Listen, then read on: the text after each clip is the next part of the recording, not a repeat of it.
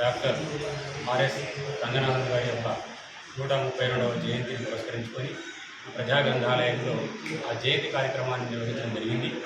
మరి జాతీయ గ్రంథాలయ దినోత్సవంగా భారతదేశ వ్యాప్తంగా ఈరోజు భారతదేశంలో ఉండబడేటువంటి 90,000 పౌర గ్రంథాలయాలు ఏవైతే ఉన్నాయో వాటన్నిటిలో కూడా ఘనంగా రంగనాథన్ గారి యొక్క జయంతి నిర్వహించడం జరుగుతుంది.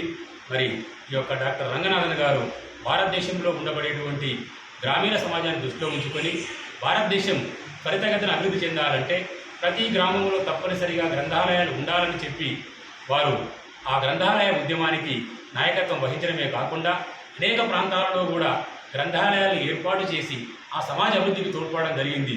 కనుక దాన్ని పురస్కరించుకొని భారత ప్రభుత్వం యొక్క జాతీయ గ్రంథాలయ దినోత్సవాన్ని వారి యొక్క జయంతి రోజున నిర్వహించడం జరుగుతుంది.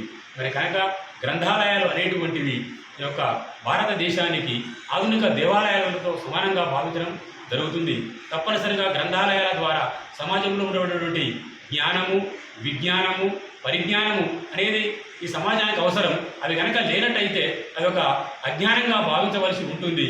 కనుక తప్పనిసరిగా భారతదేశంలో వ్యాప్తంగా ఇంకా మనకు దాదాపు ఈ భారతదేశంలో ఉన్న జనాభా ఏదైతే ఉందో ఆ జనాభాను దృష్టిలో ఉంచుకుంటే 144 కోట్ల జనాభాకు 1000 మందికి ఒక పౌర గ్రంథాలయం ఏర్పాటు చేయాలని చెప్పి యునెస్కో కానీ ఇఫ్లా కానీ కూడా చాలా సందర్భాల్లో కూడా తెలియజేయడం జరిగింది. అయినా కూడా ఇంకా భారతదేశం గ్రంథాలయాలు స్థాపించడంలో కేంద్ర ప్రభుత్వాలు కానీ రాష్ట్ర ప్రభుత్వాలు కానీ వెనుకబడే ఉన్నాయి.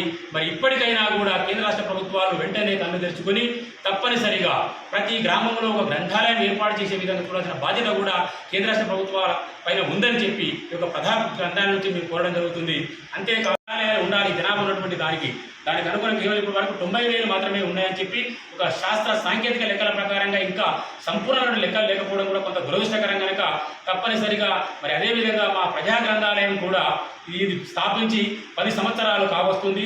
దశాబ్ది ఉత్సవాలు కూడా మనకు ఇంకొక 2 నెలల్లో కూడా ఏర్పాటు చేసుకోవడం జరుగుతుంది. చాలా ఘనంగా తెలంగాణ రాష్ట్ర వ్యాప్తంగా కూడా ప్రజా గ్రంథాలయం అంటే ఏందో, ఏ విధంగా ప్రజా గ్రంథాలయాన్ని ఏర్పాటు చేయడం జరిగింది, ఎంతమంది సామాజిక సేవకులు, ఎంతమంది సంఘ సేవకులు, ఎంతమంది మానవత్వం ఉన్నటువంటి వ్యక్తులు ఈ గ్రంథాలయాన్ని ఏర్పాటు చేయడానికి, దీన్ని కొనసాగించడానికి ఎంతోమంది దాతల యొక్క సహకారంతో దీన్ని కొనసాగిస్తున్నాం. కనుక తప్పనిసరిగా ఇక ముందు కూడా ఇంతకన్నా ఎక్కువగా ఈ యొక్క గ్రంథాలయాన్ని అభివృద్ధి చేయడానికి మేము మా కమిటీ మెంబర్స్ అందరం కూడా కంకణబద్ధులం ఉన్నామని చెప్పి ఈ సందర్భంగా తెలియజేస్తున్నాం.